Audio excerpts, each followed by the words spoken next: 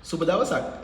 ඔගොල්ලෝ අහලා ඇති The Child is Father of the Man කියලා කතාවක්. මේ කතාවෙන් මොකද්ද කියන්නේ ඇත්තටම දරුවා තමයි මිනිසාගේ පියා කියලා. මේ කතාව ඇතුලේ කියන ලොකු කතාවක් තියෙනවා.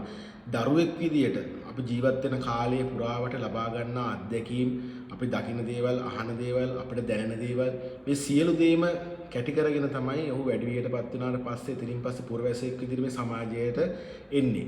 ඉතින් මේ ඒ ළමා කාලේ ලදරු කාලේදී ඔහුට නිසි ඒ වැදගත් වෙන දේවල් ලැබුණොත් ඇත්තටම වැඩදායි පුරවැසියෙක් සමාජයට බිහි වෙනවා වගේම ඒ ලදරු කාලේදී ළමා කාලේදී ඔහුට ඇයට ඒ හරි මඟ පෙන්වීමක් හරි ගුරුහරුකම් ලැබුණ නැත්නම් අනිවාර්යයෙන්ම වැරදි පුද්ගලෙක් තමයි සමාජයට බිහි වෙන්නේ. ඉතින් මේ දේ ඇතුලේ දෙමව්පියන් වශයෙන් අප සියලු දෙනාටම ලොකු වගකීමක් තියෙනවා මේ දරුවන්ගේ අනාගතය සුරක්ෂිත කිරීම සම්බන්ධව. ඉතින් මම හිතන්නේ මගේ පළවෙනි වීඩියෝ එක මේ මාසේ පළවෙනිදා මම කතා කරා මේ ලෝක ළමා දිනයත් එක්ක අපිට ලොකු වගකීමක් තියෙන දරුවන්ගේ අනාගතය සුරක්ෂිත කිරීමට. ඒ වගේම නැවතත් මම මේ මතක් කරනවා අපිට ලොකු වගකීමක් තියෙනවා මේ දරුවන්ගේ අනාගතය සුරක්ෂිත කිරීමට. ඒ වෙනුවෙන් මම එදත් කතා කරා අප සතුව ඉතා වටිනා සැලසුමක් තියෙනවා.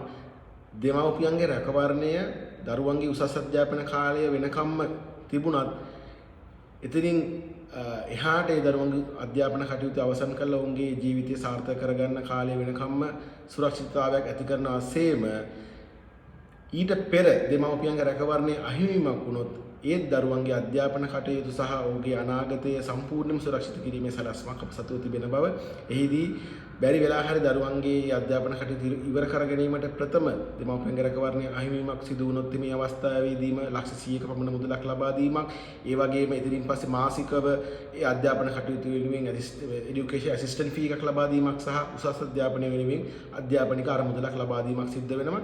ඒ වගේම දෙමව්පිය රැකවරණයක් අහිමිවීමක් නොවි අධ්‍යාපන ඒ කාලය සම්පූර්ණ කරනකම් රැකවරණය ලැබුණත් ඔවුන්ගේ උසස් අධ්‍යාපනය වෙනුවෙන් අරමුදලක් ලැබෙන විදිහට තමයි මේ සැලසුම නිර්මාණය කරලා තිබෙන්නේ.